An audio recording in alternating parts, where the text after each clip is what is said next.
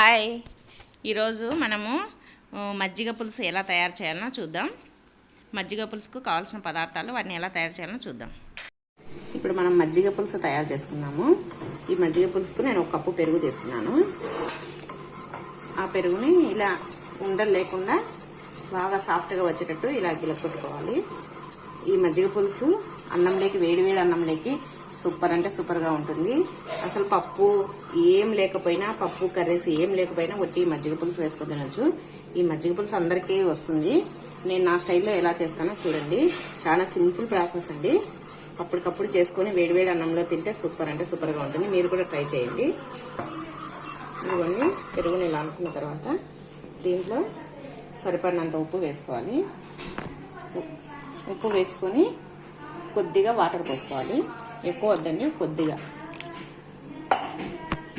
Water పోసుకొని మళ్ళీ దీన్ని బాగా కలుపుకోవాలి. ఇప్పుడు స్టవ్ వెలిగించుకొని కడాయి పెట్టుకొని దీనికి తాలింపు వేసుకున్నాం మజ్జిగ పులుసుకు. ఇదిగోండి, 1 టేబుల్ స్పూన్ ఆయిల్ వేసుకోవాలి. ఎక్కువ ఆయిల్ అవసరం లేదండి, కొంచెం సరిపోతుంది.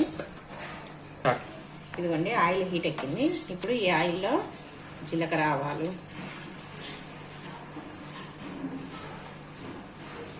కొద్దిగా పచ్చిశనగపప్పు, 1 స్పూన్ మినపగుండ్లు, కొద్దిగా అల్లం ముక్కలు, పచ్చిమిర్చి ముక్కలు, ఇవన్నీ వేసుకొని ఒకసారి బాగా కలుపుకోవాలి.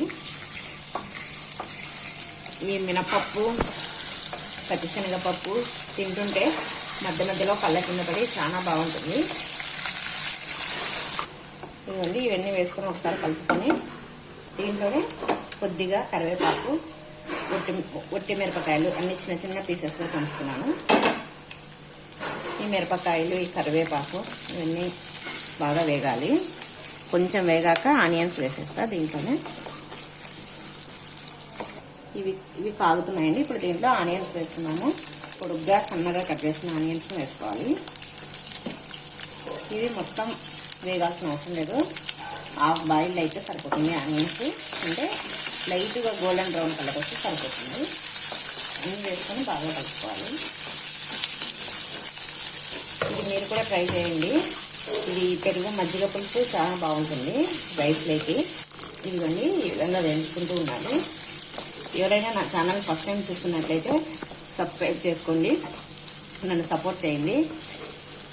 ఖచ్చితంగా సబ్స్క్రైబ్ చేసుకోండి. ఇవన్నీ ఇలాగా వేగుతూనే ఉన్నాయి, ఇంకా కొద్దిసేపు వేగాలి. మీరు కూడా ఖచ్చితంగా ఇంట్లో ట్రై చేయండి. ఇదిగోండి, ఆనియన్స్ కూడా వేగాయి. ఇప్పుడు దీంట్లో కొద్దిగా పసుపు వేసుకున్నాము. ఇదిగోండి, పసుపు వేసుకొని ఒకసారి బాగా కలుపుకొని 1 నిమిషం ఉన్నిచ్చేసి స్టవ్ ఆపేసేద్దాం. ఇంకా అంతే అండి, తయారైపోయింది. ఇది వేడిగా ఉన్నప్పుడు ఈ పెరుగులో మజ్జిగ పులుసులో పొయ్యకూడదండి, ఎందుకంటే పెరుగు పగిలిపోయినట్లు అవుతుంది, ఉడకలు అయిపోతుంది. అందుకోసమని దీన్ని చల్లగా అయిన తర్వాతనే ఆ పెరుగులోకి వేసేసేయాలి. ఇంకా స్టవ్ ఆపేస్తున్నా. ఇదిగోండి, ఇది చల్లగా అయిపోయింది.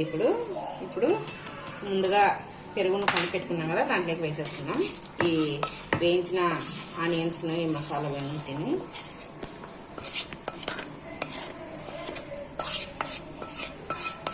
అన్నింటినీ పెరుగులోకి వేసుకొని ఒకసారి బాగా కలుపుకున్నాం. ఇదిగోండి, మజ్జిగ పులుసు తయారైపోయింది.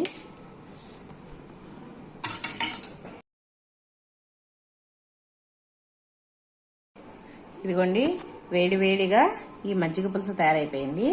దీన్ని రైస్లోకి తినండి, చాలా బాగుంటుంది.